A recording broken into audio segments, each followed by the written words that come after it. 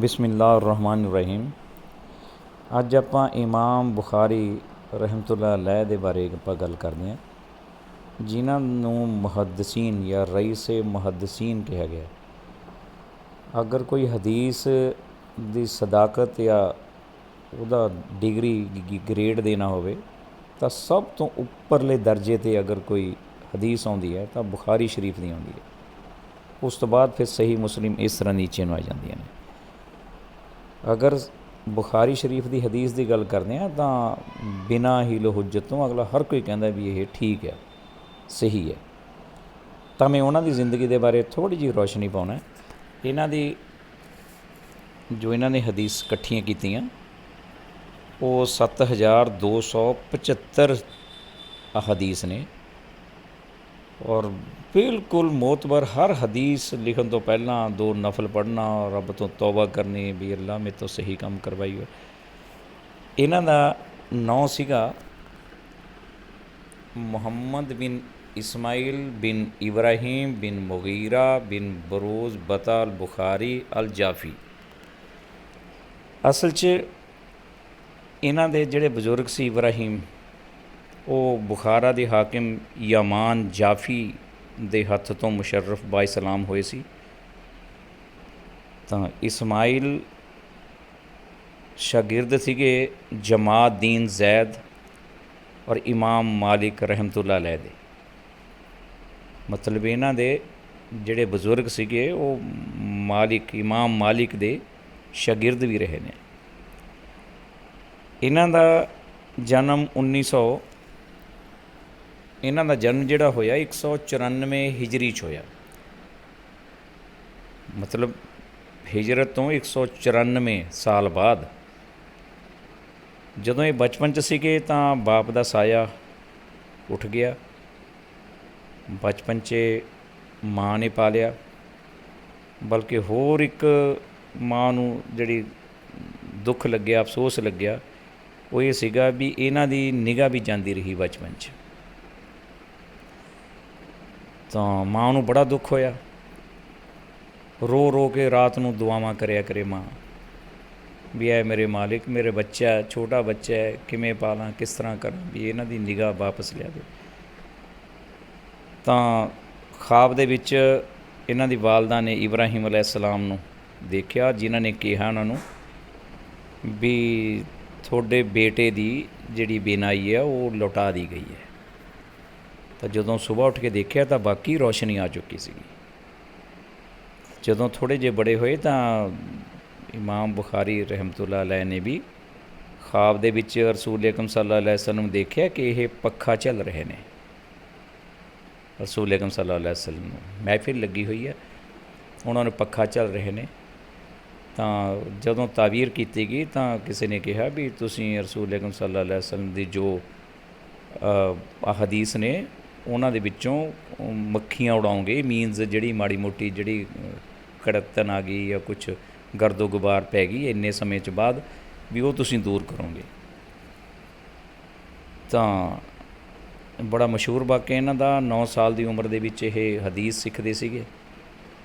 ਤਾਂ ਜਿੱਥੇ ਹਦੀਸ ਸਿੱਖਦੇ ਸੀਗੇ ਉੱਥੇ ਇਹ ਬਾਕੀ ਸਾਰੇ ਬੱਚੇ ਆਪਣੇ ਕਾਪੀਆਂ ਪੈਨ ਲੈ ਕੇ ਬੈਠ ਜਾਂਦੇ ਸੀਗੇ। ਇਹ ਕੋਈ ਕਾਪੀ ਕੋਈ ਪੈਨ ਨਹੀਂ ਲੈ ਕੇ ਬੈਠਦੇ ਸੀਗੇ। ਤਾਂ ਬਾਰ-ਬਾਰ ਕਹਿਣ ਤੋਂ ਬਾਅਦ ਵੀ ਕਿਹਾ ਵੀ ਤੁਸੀਂ ਲਿਖਦੇ ਕਿਉਂ ਨਹੀਂ। ਜਦੋਂ ਕਾਫੀ ਦੇਰ ਹੋ ਗਈ ਕਹਿੰਦੇ ਰਹੇ ਤਾਂ ਇੱਕ ਦਿਨ ਇਹਨਾਂ ਨੇ ਕਿਹਾ ਵੀ ਚੰਗਾ ਲਿਆਓ ਤੁਸੀਂ ਕੀ ਦਾ ਦਫ਼ਤਰ ਹੈ। ਸਾਰਾ ਜਦੋਂ ਉਹਨਾਂ ਦੀਆਂ ਕਾਪੀਆਂ ਸਾਹਮਣੇ ਰੱਖੀਆਂ ਗਈਆਂ ਤਾਂ ਇਹਨਾਂ ਨੇ ਕਿਸੇ ਨੇ ਕੋਈ ਕਾਪੀ ਦਿਖਾਈ, ਕਿਸੇ ਨੇ ਕੋਈ। ਉਸ ਟਾਈਮ 15,000 ਹਦੀਸਾਂ ਬੱਚੇ ਲਿਖ ਚੁੱਕੇ ਸੀਗੇ। ਤਾਂ ਇਹਨਾਂ ਦੀਆਂ ਸਾਰਿਆਂ ਦੀਆਂ ਕਾਪੀਆਂ ਬੰਦ ਕਰਾ ਕੇ ਤਾਂ 15,000 ਹਦੀਸਾਂ ਜ਼ੁਬਾਨੀ ਸੁਣਾਤੀਆਂ। ਇੰਨੀ ਜ਼ਿਆਦਾ ਰੱਬ ਨੇ ਇਹਨਾਂ ਨੂੰ ਲਿਆਕਤ ਬਖਸ਼ੀ ਸੀਗੀ। ਤਾਂ ਬਗਦਾਦ ਦੇ ਵਿੱਚ ਇਹ ਇੱਕ ਇਹਨਾਂ ਦਾ ਇਮਤਿਹਾਨ ਹੋਇਆ ਬੜਾ ਅੱਛਾ, ਕਿਉਂਕਿ ਜਦ ਸ਼ੋਹਰਤ, ਨੌਜਵਾਨੀ ਦੀ ਉਮਰ ਸੀਗੇ, ਕਾਫੀ ਸ਼ੋਹਰਤ ਹੋ ਗਈ ਵੀ ਇਮਾਮ ਬੁਖਾਰੀ ਹਦੀਸ ਬਹੁਤ ਅੱਛੀ ਸੁਣਾਉਂਦੇ ਨੇ ਔਰ ਉਹਦਾ ਮਤਨ ਅਤੇ ਸਨਦ ਬਿਲਕੁਲ ਸਹੀ ਹੁੰਦਾ। ਤਾਂ ਬਗਦਾਦ ਦੇ ਵਿੱਚ ਇਹਨਾਂ ਦਾ ਇਮਤਿਹਾਨ ਲਿਆ ਗਿਆ। 10 ਆਦਮੀਆਂ ਨੇ ਅਲੱਗ-ਅਲੱਗ ਹਦੀਸਾਂ ਸੁਣਾਈਆਂ, ਜਿਨ੍ਹਾਂ ਦੀ ਸਨਦ ਔਰ ਮਤਨ ਅਲੱਗ ਅਲੱਗ ਸੀ, ਦਰੁਸਤ ਨਹੀਂ ਸੀ। 10 ਆਦਮੀਆਂ ਨੇ ਅਲੱਗ ਅਲੱਗ ਹਦੀਸਾਂ ਸੁਣਾਈਆਂ। ਤਾਂ ਆਪ ਇਕੱਲੇ ਇਕੱਲੇ ਦੀ ਹਦੀਸ ਸੁਣਦੇ ਗਏ, ਚੁੱਪ ਕਰਦੇ ਰਹੇ, ਹਦੀਸ ਸੁਣਦੇ ਰਹੇ। ਤਾਂ ਉੱਥੇ ਦੇ ਜਿਹੜੇ ਸਾਮੀਨ ਸੀਗੇ, ਦੇਖਣ ਵਾਲੇ ਸੀ, ਜਿਹੜੇ ਉੱਥੇ ਦੇ ਮਜਲਿਸ ਦੇ ਵਿੱਚ ਬੈਠੇ ਸੀਗੇ, ਉਹਨਾਂ ਨੂੰ ਸ਼ੱਕ ਹੋ ਗਿਆ ਵੀ ਸ਼ਾਇਦ ਇਹਨਾਂ ਨੂੰ ਨਹੀਂ ਪਤਾ ਇਹਦੇ ਬਾਰੇ। ਫਿਰ ਜਦੋਂ 10 ਦੇ 10 ਬੰਦੇ ਹਦੀਸ ਸੁਣਾ ਕੇ ਚਲੇ ਗਏ ਤਾਂ ਇਕੱਲੇ ਇਕੱਲੇ ਨੇ ਬਣਾਇਆ, ਬੁਲਾ ਕੇ ਕਿਹਾ ਵੀ ਤੇਰੀ ਸਨਦ ਔਰ ਮਤਨ ਜਿਵੇਂ ਤੂੰ ਕਿਹਾ ਉਸ ਤਰ੍ਹਾਂ ਨਹੀਂ, ਇਸ ਤਰ੍ਹਾਂ। ਫਿਰ ਦੂਸਰੇ ਨੇ ਬੁਲਾਇਆ ਵੀ ਤੂੰ ਜਿਹੜੀ ਹਦੀਸ ਸੁਣਾਈ ਹੈ ਉਹਦੀ ਸਨਦ ਔਰ ਮਤਨ ਇਸ ਤਰ੍ਹਾਂ। ਤਾਂ ਲੋਕ ਸਾਰੇ ਹੈਰਾਨ ਰਹਿ ਗਏ ਔਰ ਫਿਰ ਇਹਨਾਂ ਦੀ ਲਿਆਕਤ ਨੂੰ ਕਬੂਲ ਕਰ ਲਿਆ ਵੀ ਵਾਕਈ ਹੈ। ਤਾਂ ਬਹੁਤ ਜ਼ਿਆਦਾ ਇਹਨਾਂ ਨੇ ਵੈਸੇ ਉਸ ਟਾਈਮ ਤਸਨੀਫ ਲਿਖੀਆਂ, ਤਾਂ ਮੇਨ ਜੋ ਅਹਿਮ ਨੇ ਉਹ 22 ਨੇ, ਜਿਹੜੀਆਂ ਬੁਲੰਦ ਪਾਇਆ ਤਸਨੀਫ ਨੇ ਲਿਖੀਆਂ ਆਪਣੇ, ਉਹ 22 ਨੇ, 22।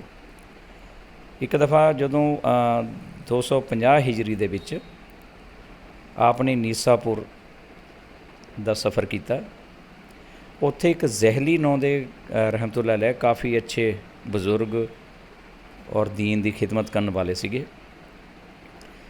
ਉਹ ਜਦੋਂ ਨੀਸਾਪੁਰ ਗਏ ਤਾਂ ਉਹਨਾਂ ਨੇ ਉਹਨਾਂ ਦੀ ਬਾਉਂਡਰੀ 'ਤੇ ਆ ਕੇ ਬੜਾ ਇਸਤਕਬਾਲ ਕੀਤਾ। ਕਾਫੀ ਉਹਨਾਂ ਦੇ ਸ਼ਾਗਿਰਦ ਸੀਗੇ ਨਾਲ, ਅਤੇ ਉਹ ਜ਼ਹਿਲੀ ਨਾਂ ਦੇ ਸੀਗੇ, ਖੁਦ ਇਹਨਾਂ ਦਾ ਇਸਤਕਬਾਲ ਕੀਤਾ ਸ਼ਹਿਰ ਦੇ ਬਾਹਰ ਜਾ ਕੇ। ਜਦੋਂ ਇਹ ਸ਼ਹਿਰ ਦੇ ਅੰਦਰ ਐਂਟਰ ਕੀਤਾ, ਹਦੀਸ ਸੁਣਾਉਣ ਲੱਗੇ ਲੋਕਾਂ ਨੂੰ, ਤਾਂ ਉਹਨਾਂ ਨੂੰ ਕੁਛ ਫ਼ਰਕ ਲੱਗਿਆ ਲੋਕਾਂ ਨੂੰ, ਤਾਂ ਬਹੁਤ ਜ਼ਿਆਦਾ ਭੀੜ ਹੋਣ ਲੱਗ ਗਈ ਇਹਨਾਂ ਦੀ ਮਜਲਿਸਾਂ ਦੇ ਵਿੱਚ, ਇਮਾਮ ਬੁਖਾਰੀ ਸਾਹਿਬ ਦੀ। ਤਾਂ ਉਹਨਾਂ ਨੂੰ ਥੋੜ੍ਹਾ ਜਿਹਾ ਮਤਲਬ ਅਜੀਬ ਲੱਗਿਆ।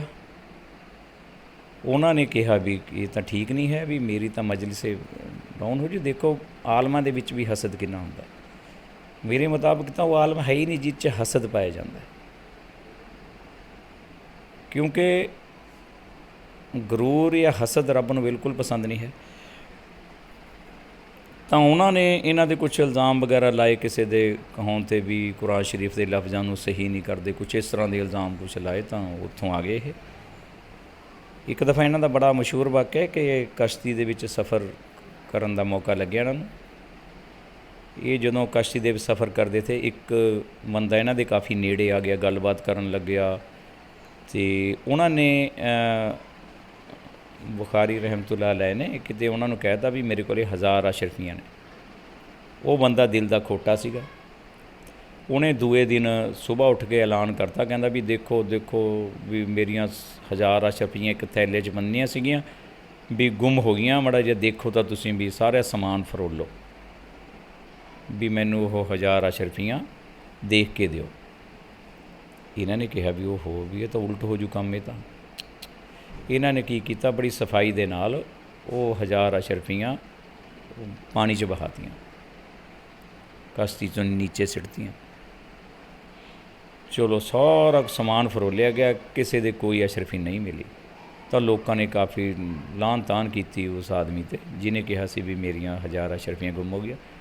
ਜਦੋਂ ਕਸ਼ਤੀ ਤੋਂ ਉਤਰੇ ਤਾਂ ਉਹ ਬੰਦਾ ਆਇਆ ਇਹਨਾਂ ਕੋਲ ਚੁਪਕੇ ਸੇ, ਕਹਿੰਦਾ ਵੀ ਤੁਸੀਂ ਉਹ 1000 ਅਸ਼ਰਫੀਆਂ ਕਿੱਥੇ ਸਿੱਟਦੀਆਂ, ਕਿੱਥੇ ਰੱਖੀਆਂ ਹੋਈਆਂ ਨੇ? ਉਹ ਕਹਿੰਦਾ ਵੀ ਮੈਂ ਤਾਂ ਦਰਿਆ 'ਚ ਬਹਾਤੀਆਂ ਸੀਗੀਆਂ, ਵੀ ਮੈਂ ਰਸੂਲ ਅਕਰਮ ਸੱਲੱਲਾਹੁ ਅਲੈਹਿ ਵਸੱਲਮ ਦੀਆਂ ਹਦੀਸ ਇਕੱਠੀਆਂ ਕਰ ਰਿਹਾ ਹਾਂ, ਔਰ ਮੈਂ ਕਿਵੇਂ ਮਨਜ਼ੂਰ ਕਰ ਸਕਦਾ ਸੀਗਾ ਵੀ ਮੇਰੇ 'ਤੇ ਚੋਰੀ ਦਾ ਇਲਜ਼ਾਮ ਲੱਗੇ। ਉਹ ਕਹਿੰਦੇ ਤੁਸੀਂ ਕਿਸ ਦੁਨੀਆ ਦੇ ਆਦਮੀ ਹੋ, 1000 ਅਸ਼ਰਫੀਆਂ ਤੁਸੀਂ ਵੈਸੇ ਹੀ। ਉਹ ਕਹਿੰਦਾ ਵੀ 1000 ਅਸ਼ਰਫੀਆਂ ਨਾਲੋਂ ਵੀ ਮੇਰੀ ਇੱਜ਼ਤ ਹੈ ਕਿਤੇ ਜ਼ਿਆਦਾ ਪਿਆਰੀ ਹੈ ਮੈਨੂੰ, ਵੀ ਜੇ ਮੇਰੇ 'ਤੇ ਇਲਜ਼ਾਮ ਲੱਗ ਜਾਂਦਾ ਅੱਜ ਤਾਂ ਮੇਰੀ ਤਾਂ ਜ਼ਿੰਦਗੀ ਦੀ ਮਿਹਨਤ ਸਾਰੀ ਬੇਕਾਰ ਚਲੀ ਜਾਂਦੀ। ਤਾਂ ਇੱਕ ਇਸ ਤਰ੍ਹਾਂ ਹੀ ਇਹ ਲਿਖ ਰਹੇ ਸੀਗੇ, ਕਿਉਂਕਿ ਰਾਤਾਂ ਨੂੰ ਬੈਠ ਕੇ ਲਿਖਣਾ, ਜਦੋਂ ਅੱਖ ਖੁੱਲ੍ਹ ਗਈ ਉਦੋਂ ਕਲਮ ਦਵਾਤ ਲੈ ਕੇ ਬੈਠ ਜਾਣਾ। ਇੱਕ ਦਫਾ ਇਹ ਲਿਖ ਰਹੇ ਸੀਗੇ ਇਸ ਤਰ੍ਹਾਂ ਹੀ, ਕਨੀਜ਼ ਬੜੀ ਜਲਦੀ 'ਚ ਨਿਕਲੀ ਤਾਂ ਉਹਨਾਂ ਨੇ ਦਵਾਤ ਦੇ ਵਿੱਚ ਅਚਾਨਕ ਪੈਰ ਲੱਗਿਆ, ਉਹ ਦਵਾਤ ਗਿਰ ਗਈ, ਸਿਆਹੀ ਖਿੰਡ ਗਈ। ਤਾਂ ਆਪ ਨੇ ਕਿਹਾ ਉਹਨੂੰ ਵੀ ਦੇਖ ਕੇ ਨਹੀਂ ਚਲਿਆ ਜਾਂਦਾ। ਤਾਂ ਕਨੀਜ਼ ਦਾ ਜਵਾਬ ਸੀਗਾ, ਕਹਿੰਦੇ ਜਬ ਰਸਤਾ ਨਾ ਹੋ ਤਾਂ ਕੈਸੇ ਚਲਤੇ ਹੈ, ਇਹਨਾਂ ਨੂੰ ਇਹ ਸਵਾਲ ਪੁੱਛਿਆ। ਇਹਨਾਂ ਨੇ ਗੁੱਸੇ ਹੋਣ ਦੇ ਬਦਲੇ 'ਚ ਕਿਹਾ ਕਨੀਜ਼ ਨੂੰ ਵੀ ਜਾ ਤੂੰ ਆਜ਼ਾਦ ਹੈ। ਉੱਥੇ ਦੇ ਜਿਹੜੇ ਮੌਜੂਦ ਲੋਕ ਸੀ ਉਹਨਾਂ ਨੇ ਬਥੇਰਾ ਕਿਹਾ ਵੀ ਤੁਹਾਨੂੰ ਤਾਂ ਗੁੱਸਾ ਦਵਾਇਆ ਉਹਨਾਂ ਨੇ। ਉਹ ਕਹਿੰਦਾ ਨਹੀਂ ਵੀ ਜਿਹੜੀ ਸਹੀ ਗੱਲ ਹੈ ਸਹੀ ਗੱਲ ਆ। ਤਾਂ ਇਹ ਆਪ ਇਮਾਮ ਬੁਖਾਰੀ ਰਹਿਮਤੁल्लाह अलैह ਤਹੱਜੁਦ ਜਦ ਪੜ੍ਹਦੇ ਸੀਗੇ ਤਾਂ ਇੱਕ ਕੁਰਾਨ ਸ਼ਰੀਫ ਪੂਰਾ ਕਰ ਦਿੰਦੇ ਸੀਗੇ। ਤਾਂ ਬਾਕੀ ਸੁਬਾਹ ਤੋਂ ਲੈ ਕੇ ਅਫਤਾਰ ਤੱਕ ਇੱਕ ਕੁਰਾਨ ਸ਼ਰੀਫ ਪੂਰਾ ਕਰਦੇ ਸੀਗੇ। ਚਲੋ ਜਦੋਂ ਉਹ ਨੀਸਾਪੁਰ ਤੋਂ ਵਾਪਸ ਆਏ ਉੱਥੇ ਵੀ ਉਹਨਾਂ ਨੇ ਨਹੀਂ ਰਹਿਣ ਦਿੱਤਾ, ਤਾਂ ਆਪਣੇ ਬੁਖਾਰਾ ਸ਼ਹਿਰ 'ਚ ਆ ਗਏ। ਤਾਂ ਉਸ ਟਾਈਮ ਦੇ ਜਿਹੜੇ ਹਾਕਮੇ ਬੁਖਾਰਾ ਸੀਗੇ ਖਾਲਿਦ ਬਿਨ ਅਹਿਮਦ ਜ਼ਹਿਲੀ, ਉਹਨਾਂ ਨੇ ਕਿਹਾ ਵੀ ਮੈਨੂੰ ਘਰੇ ਆ ਕੇ ਹਦੀਸਾਂ ਸੁਣਾਇਆ ਕਰੋ ਮੇਰੇ ਮਹਿਲ 'ਚ ਆ ਕੇ। ਇਹ ਖੁਦਦਾਰ ਸੀਗੇ। ਇਹ ਕਹਿੰਦੇ ਵੀ ਅਗਰ ਹਦੀਸ ਸੁਣਨੀ ਹੈ ਤਾਂ ਤੁਸੀਂ ਉਰੇ ਮੇਰੇ ਕੋਲ ਆਓ, ਮਜਲਿਸ ਦੇ ਵਿੱਚ ਬੈਠ ਕੇ ਹਦੀਸ ਸੁਣੋ। ਪਿਆਸਾ ਕੂਏ ਕੋਲ ਆਉਂਦਾ। ਤਾਂ ਉਹਨਾਂ ਨੂੰ ਇਹ ਨਾਗਵਾਰ ਲੱਗਿਆ ਵੀ ਅੱਛਾ ਮੈਨੂੰ ਜਵਾਬ ਦੇ ਤਾ। ਉਹਨਾਂ ਨੇ ਕੁਛ ਲੋਕ ਇਹਨਾਂ ਦੇ ਪਿੱਛੇ ਲਾਤੇ ਵੀ ਇਹਨਾਂ 'ਤੇ ਇਲਜ਼ਾਮ ਲਾਓ। ਉਹ ਇਲਜ਼ਾਮ ਇੰਨਾ ਆਮ ਹੋ ਗਿਆ, ਜਿਵੇਂ ਅੱਜ ਕੱਲ੍ਹ ਝੂਠ ਗੱਲ ਬੜੀ ਜਲਦੀ ਫੈਲਦੀ ਹੈ, ਮੀਡੀਆ ਹੱਥ 'ਚ ਹੁੰਦਾ। ਤਾਂ ਉਹ ਝੂਠੇ ਬੰਦਿਆਂ ਦੇ ਹੱਥ 'ਚ ਹੋਵੇ ਮੀਡੀਆ ਤਾਂ ਬੜੀ ਜਲਦੀ ਗੱਲ ਫੈਲ ਜਾਂਦੀ। ਉਸ ਤਰ੍ਹਾਂ ਹੀ ਬਹੁਤ ਜਲਦੀ ਗੱਲ ਫੈਲ ਗਈ ਵੀ ਇਮਾਮ ਬੁਖਾਰੀ ਰਹਿਮਤੁल्लाह अलैह ਵੀ ਠੀਕ ਨਹੀਂ ਕਰ ਰਹੇ। ਇਹਨਾਂ ਦੇ ਦਿਲ 'ਤੇ ਬਹੁਤ ਬੜਾ ਸਦਮਾ ਹੋਇਆ। ਤਾਂ ਇਹਨਾਂ ਨੇ ਕਿਹਾ ਵੀ ਉੱਥੋਂ ਚਲੇ ਗਿਆ ਹੈ, ਕਹਿੰਦਾ ਵੀ ਅੱਲਾ ਇਸ ਦਾ ਬਦਲਾ ਦੇਗਾ, ਅੱਲਾ ਮੈਨੂੰ ਇਹਦਾ ਬਦਲਾ ਦੇ। ਮਤਲਬ ਤਾਂ ਕੁਛ ਬਸ ਥੋੜ੍ਹਾ ਟਾਈਮ ਨਹੀਂ ਗੁਜ਼ਰਿਆ ਸੀਗਾ ਕਿ ਖਾਲਿਦ ਬਿਨ ਅਹਿਮਦ ਜ਼ਹਿਲੀ ਨੂੰ ਮਾਜ਼ੂਲ ਕਰਕੇ ਕੈਦ ਕਰ ਦਿੱਤਾ ਗਿਆ ਅਤੇ ਉੱਥੇ ਉਹਨਾਂ ਦੀ ਫਿਰ ਮੌਤ ਹੋ ਗਈ ਸੀਗੀ। ਤਾਂ ਫਿਰ ਉੱਥੋਂ ਇਹ ਇਹਨਾਂ ਦੇ ਕਰੀਬੀ ਕੁਛ ਰਿਸ਼ਤੇਦਾਰ ਸੀਗੇ। ਗਾਉਂ ਸੀਗਾ ਕਰੀਬ ਖਰਤੰਗ, ਬੁਖਾਰਾ ਦੇ ਕਰੀਬ ਇੱਕ ਗਾਉਂ ਹੈ ਖਰਤੰਗ, ਉਹਦੇ 'ਚ ਚਲੇ ਗਏ ਸੀਗੇ। ਫਿਰ ਇਹ ਦੁਖੀ ਹੋ ਕੇ, ਬਹੁਤ ਜ਼ਿਆਦਾ ਸਦਮਾ ਲੱਗਿਆ ਸੀ ਇਹਨਾਂ ਨੂੰ। ਤਾਂ ਉੱਥੇ ਫਿਰ ਜਦੋਂ ਸਦਮੇ ਦੇ ਵਿੱਚ ਰਹੇ ਤਾਂ ਸੰਨ 256 ਹਿਜਰੀ ਦੇ ਵਿੱਚ ਬਾਅਦ ਨਮਾਜ਼ ਇਸ਼ਾ ਇਹਨਾਂ ਦਾ ਇੰਤਕਾਲ ਹੋ ਗਿਆ। ਅਤੇ ਆਖਰੀ ਵਕਤ 'ਚ ਵੈਸੇ ਇਹਨਾਂ ਨੇ ਕਿਹਾ ਤਾਂ ਕਹਿੰਦੇ ਵੀ ਇਹ ਦੁਨੀਆ ਬਹੁਤ ਵਸੀਹ ਹੈ, ਇਹ ਵੀ ਦੁਨੀਆ ਬਹੁਤ ਵਸੀਹ ਹੁੰਦੇ ਹੋਏ ਵੀ ਮੇਰੇ 'ਤੇ ਬਹੁਤ ਤੰਗ ਹੋ ਗਈ ਹੈ। ਕਿਉਂਕਿ ਜਿੱਥੇ ਦੇਖੋ ਦੋ ਬੜੇ ਨੀਸਾਪੁਰ ਦੇ ਵਿੱਚੋਂ ਬੜੇ ਸ਼ੌਕ ਨਾਲ ਗਏ ਸੀਗੇ, ਉੱਥੋਂ ਕੱਢ ਦਿੱਤਾ ਗਿਆ। ਫਿਰ ਬੁਖਾਰਾ 'ਚ ਆਏ ਆਪਣੇ ਘਰੇ ਜੱਦੀ ਘਰ, ਉੱਥੇ ਵੀ ਇਹਨਾਂ ਨੂੰ ਰਹਿਣ ਨਹੀਂ ਦਿੱਤਾ ਗਿਆ। ਅਤੇ ਇਹ ਇਮਾਮ ਬੁਖਾਰੀ ਰਹਿਮਤੁल्लाह अलैह ਸਾਹਿਬ ਦੀ ਜ਼ਿੰਦਗੀ ਦੇ ਬਾਰੇ ਥੋੜ੍ਹਾ ਜਿਹਾ ਮੈਂ ਕੁਛ ਦੱਸਣ ਦੀ ਕੋਸ਼ਿਸ਼ ਕੀਤੀ ਹੈ। ਗਲਤੀ ਹੋ ਗਈ ਹੋਵੇ ਤਾਂ ਮਾफ़ ਕਰੀ।